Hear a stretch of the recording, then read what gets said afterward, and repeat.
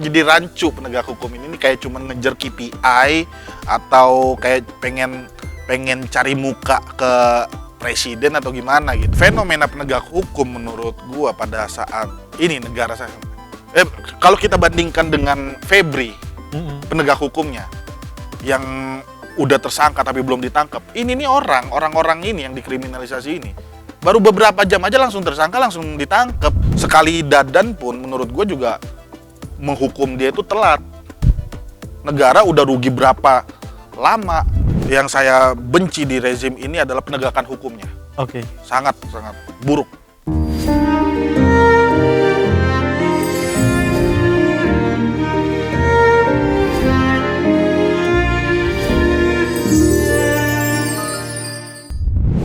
Halo Sobat iNews dimanapun Anda berada, senang sekali Deep Talk with Syam Hakung bisa kembali hadir nemenin sekalian semua.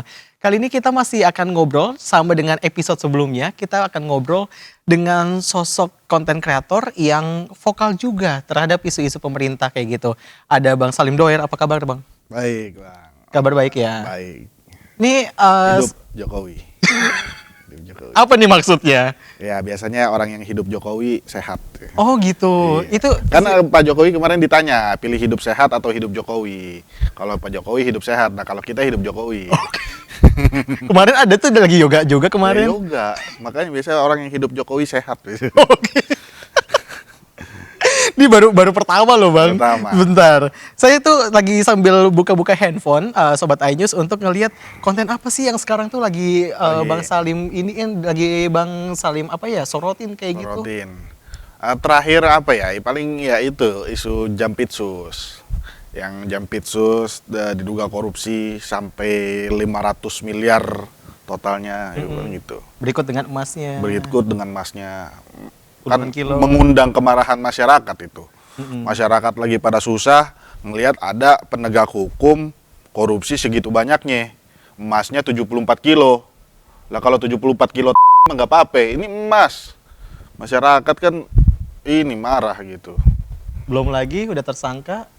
Turun lagi jadi saksi. Oke. Makin marah gitu. Tapi so far udah balik lagi katanya tuh. Tersangka lagi. Jadi tersangka lagi. Setelah diambil alih sama kejaksaan. Kejaksaan. Taulah nih mau dibawa kemana terserah aja dah. Atur aja mungkin. Kalau ngomongin soal hukum di Indonesia menurut Bang Salim Doer itu gimana sih? Masih tebang pilih apa gimana? Kalau dibilang tebang pilih oke lah. Maksud kalau sekarang ini kita lihat Pak Presiden juga udah mulai melek ya, kayak kemarin tuh Dadan orang nomor 1 di BGN disikat juga sama Pak Prabowo ya kan. Begitu juga sekarang Febri disikat juga gitu. Tapi ya jangan pilih kasih juga gitu kan. Dadan 1 hari langsung tersangka, langsung muncul gitu di publik ya kan, di borgol. Febri gimana? Sampai sekarang belum muncul batang hidungnya. Padahal udah tersangka. Udah tersangka. Apa rompi pingnya habis apa gimana? Kalau rompi pingnya habis pinjam dulu punya Dadan. Iya kan Dadan kekecilan. Kasih Febri. Gitu. Berarti kalau misalnya sekarang udah lumayan kalau ngomongin soal konteks hukum di Indonesia. Apa namanya? Kalau dibilang lumayan ya 1 sampai 10 deh. Masih berapa ya? 7 lah. 7. Soalnya di era Pak Prabowo kita harus lihat juga bahwa penegakan hukum terhadap pemberantasan korupsi lumayan cukup meningkat. Ya kan? Tapi ketika yang kena elit-elitnya kayaknya masih ada rada jiper juga nih mau seriusnya gitu loh. Contoh aja kayak si Febri gini nih. Gitu. Tuh Abang kalau ngelihatnya gimana kemarin kan kalau soal Jampitsus kan dia katanya pergi umroh tapi kan dibantah katanya masih ada di Indonesia. Ya. Bang Doer percaya nggak ada di Indonesia? Ya kalau di Indonesia tunjukin dong ke publik. Publik kan akhirnya jadi mengira-ngira nih orang di mana ya, di luar negeri, di luar kota, di luar angkasa. Itu nggak ada yang salah. Karena dia kagak muncul di publik. Kalau dia bilang, oh masih ada kok di Jakarta, ya tunjukin gitu loh. Publik pengen ngelihat ada penegak hukum tertinggi yang korupsi, biar di borgol itu publik mau lihat gitu. Mana ada gitu. Jadi ada apa ya tebang pilih? Kayak ngapain, udahlah kasih lihat aja lah ke publik. Kalau misalnya nggak berani menghukum dia, udah serahin aja ke publik, taruh di mall situ, tengah mall, ya kan, biar ditimpukin orang rame-rame. Itu tapi akan itu apa namanya? Konsekuensi dari sosialnya. Hukumnya Iya. kan tapi nggak belum diiniin, belum dijalanin, Bang. Iya, itu juga, terus juga katanya ya masih ada beberapa, kalau kata DPR juga katanya masih ada potensi berangkas tempat lain. Ini baru 2 tempat aja udah 500 miliar ya kan, 74 kilo emas. Kita belum tahu berangkas lain. Di tembok mana? Di tembok mana? Bisa di tembok Ratapan Solo. Kenapa arahnya ke sana mulu ya, Ya kan Bang? namanya tembok. Oh, tembok. Tapi kan itu Itu beda lagi. pesugihan zaman sekarang, Bang. Kok pesugihan? Iya, orang kalau mau sukses ke tembok Ratapan Solo. Emang iya. Iya, banyak kan biasa habis dari situ komisaris pulang. Ada niatan, Bang. Kalau kalau ada yang mau ziarah ke sana boleh gitu. Jarah. Ya berkunjung. Oh, berkunjung. Berkunjung. Tapi kalau misalnya ngomongin soal isu sekarang juga yang menarik untuk dibahas, beberapa waktu lalu sempet tuh Menteri PU. Ya, Menteri PU. Ya, Komentar Bang Doer soal isu itu, ada nama anaknya, ada nama istrinya, kemarin mau ke Amerika. ya katanya juga dibantah juga. Ya udah, intinya yang kita lihat dari perilakunya lah. Perilakunya Kenapa tuh, Bang? rada sombong aja gitu kalau ngomong. Ngomong gimana emang kelihatannya? Sengak juga dia kalau ngomong. Kemarin tuh kan waktu pas ditanya pegawai gua itu. Buset, pegawai ASN itu kan yang bayar ini pakai APBN, bukan pegawai dia. Pakai bilang pegawai gue itu, pegawai gue. Mana ada. Terus juga apa itu? Yang dia bilang ya dia menyangkal soal ponakannya komisaris. Sangkal aja gitu. Jangan Sampai sayembara tuh, Bang. sampai sayembara. Maksud gue kayak belagu banget gitu. Ada juga yang mau salaman sama dia ditolak, dah kata gue baru jadi menteri aja udah kayak gitu. Emosi kita kan melihatnya. Dibayar pakai duit rakyat kayak begitu. Makanya nih kadang-kadang yang membuat kita resah ini para pemangku kekuasaan nih, para pejabat publik tapi attitude-nya kurang ajar, nyakitin rakyat gitu kan. Dilihatnya kan kesel, emosi rakyat juga. Rakyat itu tuan nih barat kata. Yang lu masih hidup aja dibiayain oleh rakyat gitu. Tapi lu songongnya minta ampun sama rakyat gitu. Jadi nggak sesuai, bersikapnya nggak sesuai, padahal digajinya dari rakyat kayak gitu. Iya. Ya gitulah, Bang. Kalau ngomongin soal isu-isu yang sekarang juga yang ramai itu apa sih, Bang? Yang kayaknya orang-orang tuh pada greget gitu loh. Greget, dan harus semuanya nih harus bersuara lah. Anak muda juga semuanya ayolah pada melek juga terhadap politik juga gitu kan. Sepenting apa sih, Bang, anak muda harus berpolitik? Anak muda harus berpolitik. Bila perlu jadi wapres. Wapres kan bagus tuh kan. Oke, anak muda. Iya. Itu contoh figur anak muda yang berpolitik, Mas Gibran. Oke. Walau dibantu ya, tapi bagus. Dibantu maksudnya gimana tuh? Ya kan dibantu ini bapaknya Untuk? untuk jadi wapres. Ya kan tetap dipilih masyarakat. Ya dipilih oleh masyarakat. Coba kalau bapaknya nggak jadi presiden, Mas Gibran tetap jadi tukang martabak. Bisa aja ya, Bang. Banyak lah anak muda yang kita lihat juga di pemerintahan. Ya harusnya emang harus diisi oleh anak muda gitu. Ada Seskap Teddy juga kan sekarang karirnya cemerlang gitu kan. Bagus juga gitu. Jadi emang harus berpolitik ya anak-anak muda sekarang. Harus berpolitik anak muda. Dan saya juga kritik juga nggak cuman, bukan yang emang wah semuanya pemerintah jelek, nggak ada. Saya banyak kok yang konten-konten saya yang memang apresiasi pemerintah yang memang bagus gitu kan. Banyak, Apa aja tuh? banyak ya, kayak Pak Prabowo mengalokasikan 14T kalau nggak salah untuk 70 sekolah gitu kan. Terus Pak Prabowo untuk memberikan beasiswa untuk guru-guru biar sampai sarjana. Itu kita apresiasi, saya angkat. Saya angkat duluan malah dibandingkan buzzer-buzzer pemerintah. Malah saya duluan yang angkat. Oke. Jadi ya saya itulah objektif lah, nggak semuanya jelek gitu, nggak. Masih ada yang bagusnya juga. Bagus, apresiasi kok. Gitu. Jadi kalau misalnya anti pemerintah nggak juga ya, Bang? Enggak juga. Kalau kita kan pengennya pemerintah itu jadi lebih baik. Mm-mm. Goals kita kan pengennya jadi pemerintah itu jadi lebih baik. Bukan berarti pemerintah ini harus bubar kan, enggak kayak gitu goalsnya. Kalau misalnya ada yang menyalahartikan gimana bang? Ya, itu ya itu di luar kuasa kita lah. Intinya kan kita menyampaikan pendapat kita ini, terserah orang nanggapnya kayak bagaimana, ya itu kapasiti orang masing-masing gitu. Kalau misalnya ngomongin soal isu-isu yang beredar juga, Apa? Bang Salim Doyar kan juga vokal kayak gitu kan. Awal-awal banget tuh kontennya emang kayak gitu atau gimana sih bang? Emang kayak gini bang, awal-awal emang kita resah aja ya. Dulu saya pertama kali ngikut awal-awal tuh sebelum konten tuh cuman nge-repost story doang. Oke. Kayak ada berita jelek cuman repost story, belum konten tuh. Oke. Pertama 2000 kali, berapa tuh bang? 2 tahun lalu. Oh tahun baru. Oh baru berarti ya. Baru. Yang Oke. ngebuat trigger saya tuh dulu Bang DJ Doni. Ini orang berani banget nih, ya kan? Ini orang ngomongnya kasar, kok berani gitu. Terus kagak ngapa-ngapa. Gue coba deh konten juga. Kebetulan gaya bahasanya sama. Mm-mm. Karena kan kita orang Betawi kan.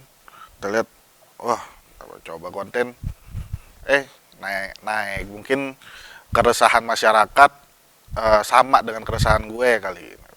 Akhirnya itu. Tapi sempat dapat ancaman kayak gitu nggak sih? Ancaman biasa bos, konten-konten kayak begini mah ancaman biasa. Ancamannya apa Ya aja? Bang? kayak entah di WA, DM segala macam. Di WA tuh maksudnya apa bentuk-bentuk isi WA-nya tuh apa bang? Kayak gua tahu lu lagi di sini, dikasih lokasinya apa segala macam. Ya itu udah biasa. Dikirimin foto gua, foto keluarga segala macam itu udah biasa. Cuman kan kalau kita minta udah kebal aja. Kalau dari DJ Duni kan atau influencer lain kan ada yang sampai diteror kayak gitu. Gue pernah sempet diteror waktu itu, dikirimin bom molotov. Kayak Bang DJ Doni juga. Bang DJ Doni itu dia di molotov dilempar. Oke. Nah kalau gue dilakban, suruh lempar sendiri. Suruh lempar sendiri. Itu Jadi orangnya males. Kejadiannya tahun berapa bang? Tahun kemarin. Sama berarti peristiwanya dekatan Bareng, Oh barengan. barengan sama influencer-influencer yang lain. Cuma gue mikirnya gini bang, gue sih tidak, gue angkat konten itu, gue bilang yang meneror, gue bilangnya itu bukan pemerintah. Itu bisa jadi ada pihak yang memang diuntungkan ketika pemerintah dan influencer itu bersih tegang. Nah, Masih husnuzon ya. masih husnuzon.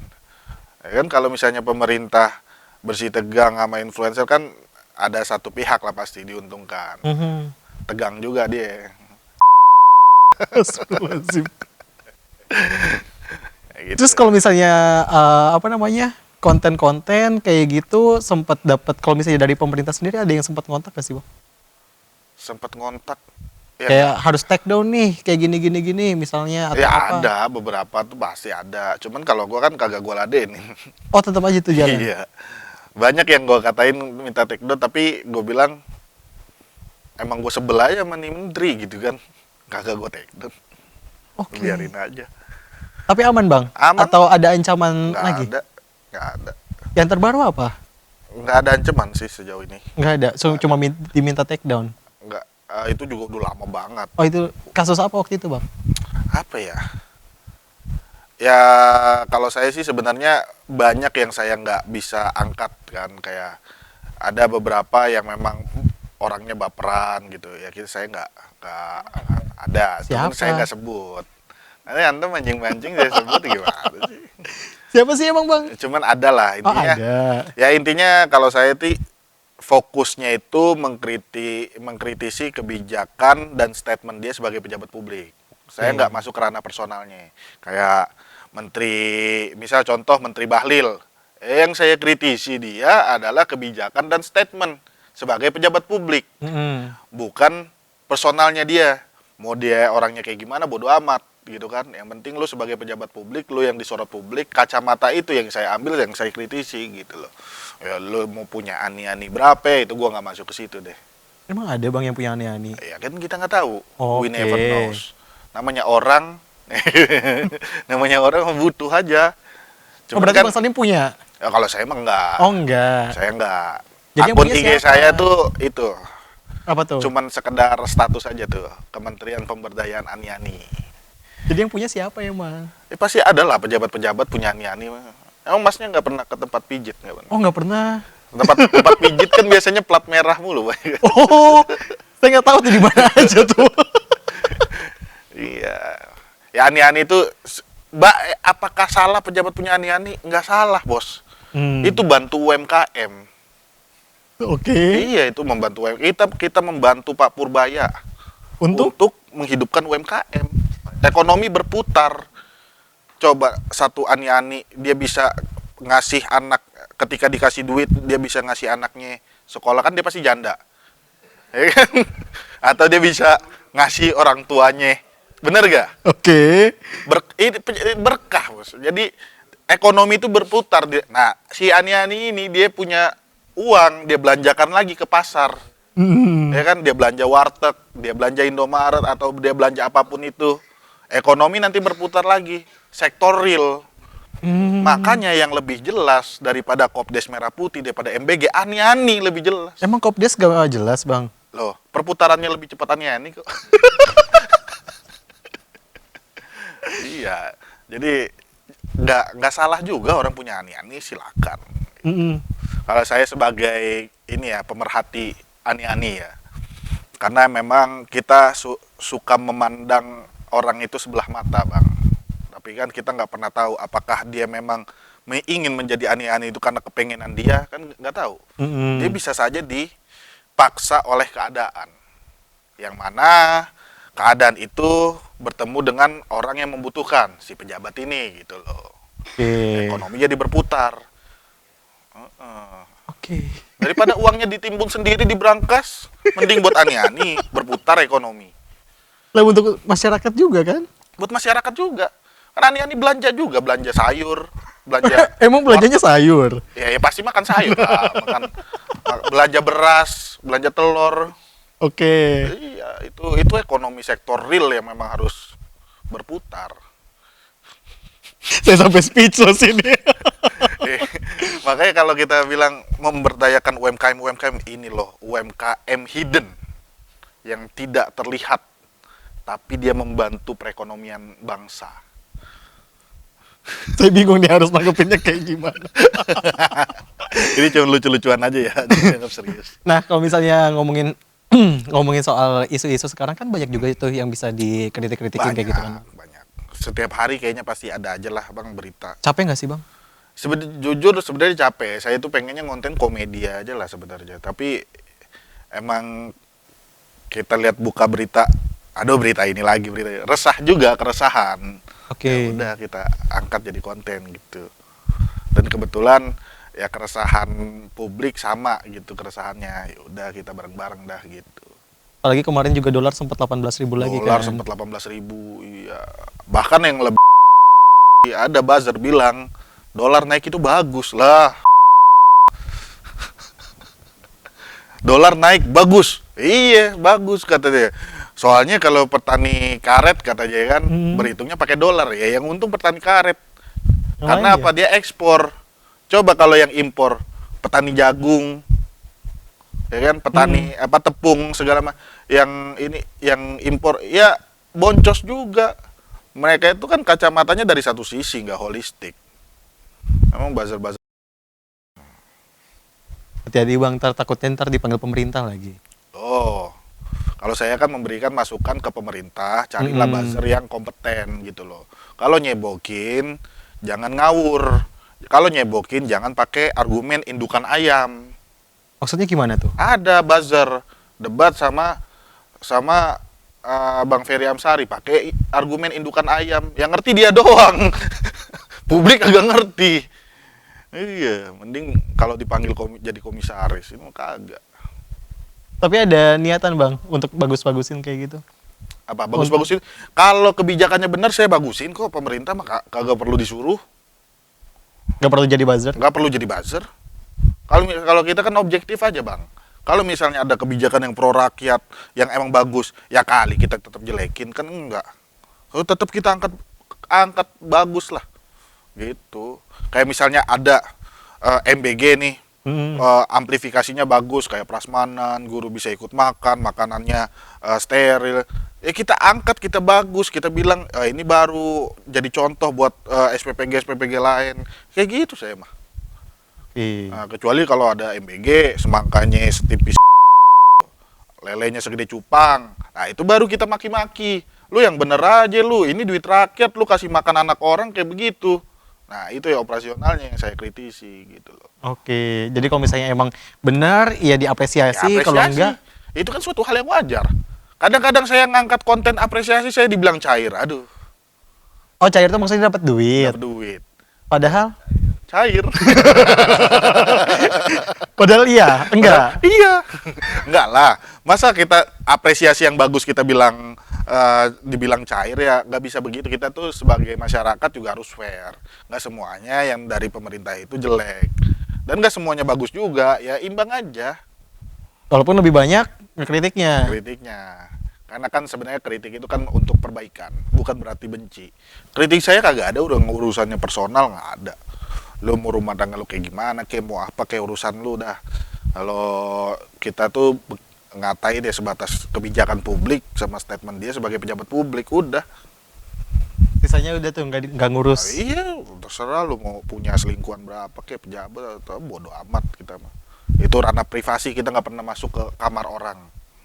Gitu, Pak. Makanya nyentuhnya kalau misalnya kebijakan salah langsung. Langsung. Banyak kok pejabat yang punya aneh-aneh apa, nggak pernah gue kritik. Biarin aja, itu manusiawi. Selagi dia membantu UMKM ya kita support aja. Di ke situ lagi saya speechless kalau udah ke situ. Tapi gue paling respect sama Roy Suryo sih. Kenapa tuh? Roy Suryo itu apapun isunya dia tetap ijazah. Dia konsisten. Simbol konsisten bangsa. Ya Bang Doni, ya Bang Salim juga sama kan. Kalau kita kan isunya lain-lain, Bang. Tapi Tiap kan hari. tetap ini apa Iya. namanya vokal bersuara. Iya, ya, Pak, kita mah kadang-kadang isunya entah Bahlil, entah Menteri Piga, entah Menteri ini. Lah, dia mah tetap ijazah. Tapi kalau misalnya ngomongin di pemerintahan tuh menteri ada nggak sih yang menurut Bang Salim tuh kebijakannya oke kayak gitu?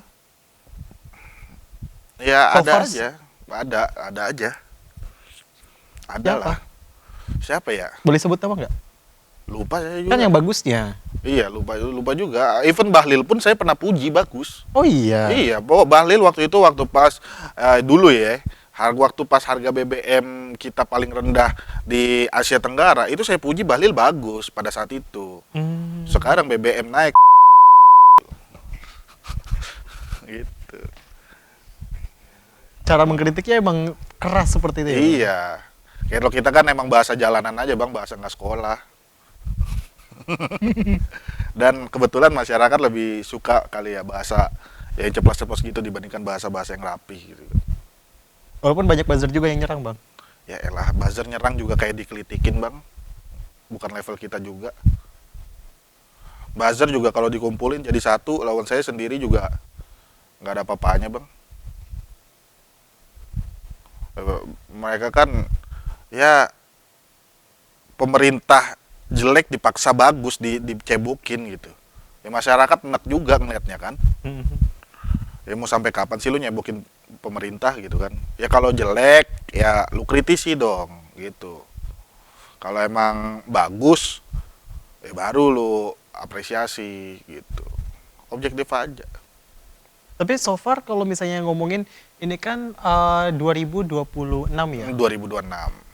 Hampir 2 tahun dari kepemimpinan Presiden Prabowo Subianto dan juga wakilnya Gibran. Gibran Rakabuming. So far kalau 1 sampai 10 nilainya? Karena masih proses ya 7 lah. 7. 7 lah. 7. Presiden Jokowi kan 7. Kan presiden yang saat ini. Representatif. Oke. Kelanjutan Presiden Jokowi. Nggak salah dong. Nggak salah. Cuma kan kita ngebahasnya lagi Presiden Prabowo. Iya, 7 lah, 7. 7. Iya. Dari penanganan hukum? 7/100. Enggak lah.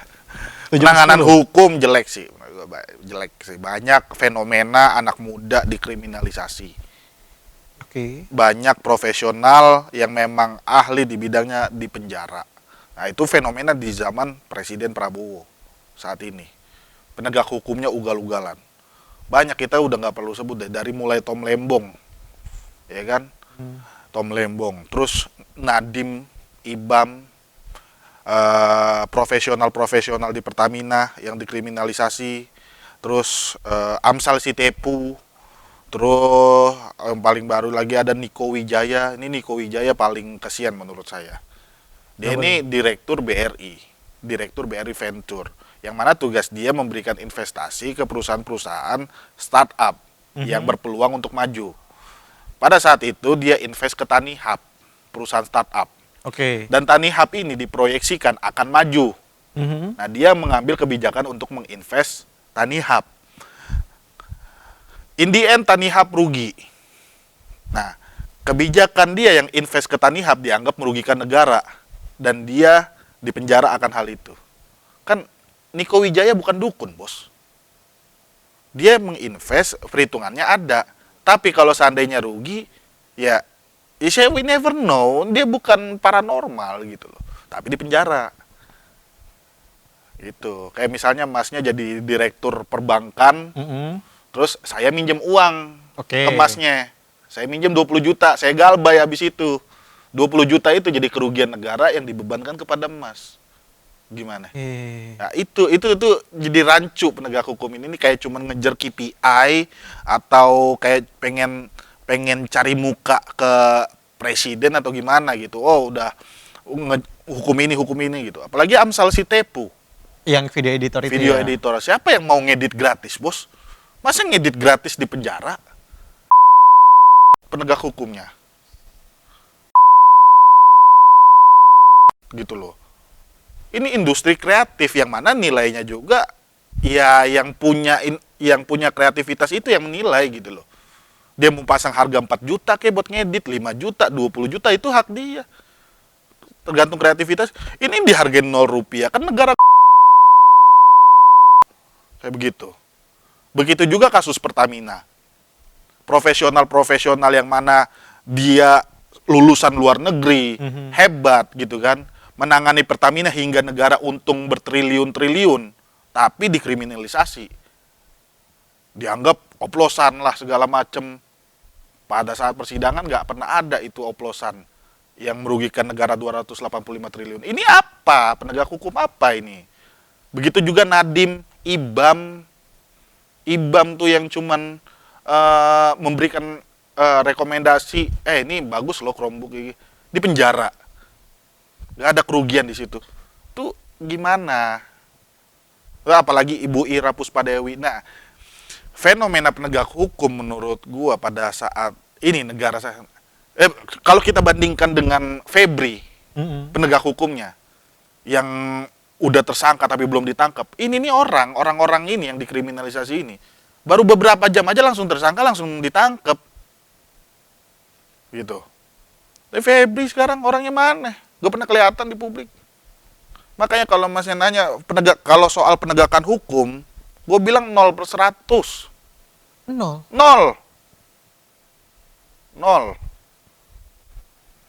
Gitu. Dadan pun sekali dadan pun menurut gue juga menghukum dia itu telat. Negara udah rugi berapa lama dan sering kali dadan bohong dan itu dibiarin aja gitu. Kayak waktu pernah bohong di kabinet. Siapa 19.000 ekor sapi disembelih, 1 anak 1 lele.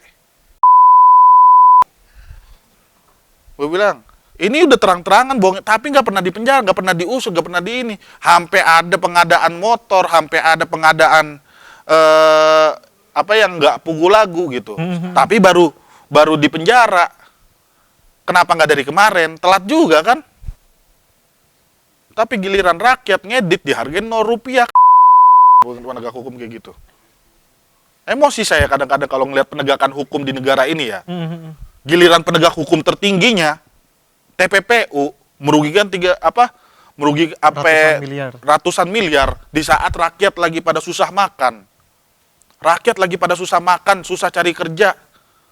Nonton penegak hukum tertinggi nimbun duit segitu banyaknya. Sampai ngegondol Monas itu 74 kilo mah. Monas ditaruh di berangkasnya kan. Itulah yang saya benci di rezim ini adalah penegakan hukumnya. Oke. Sangat sangat buruk. Terakhir Bang, Tajam ke yang lemah tapi tumpul ke Solo. kok jadi ke Solo? Ke teman dekat. Raja Juli diproses nggak sampai sekarang? Raja Juli jelas-jelas terima amplop loh. Diproses nggak? Katanya udah dibalikin.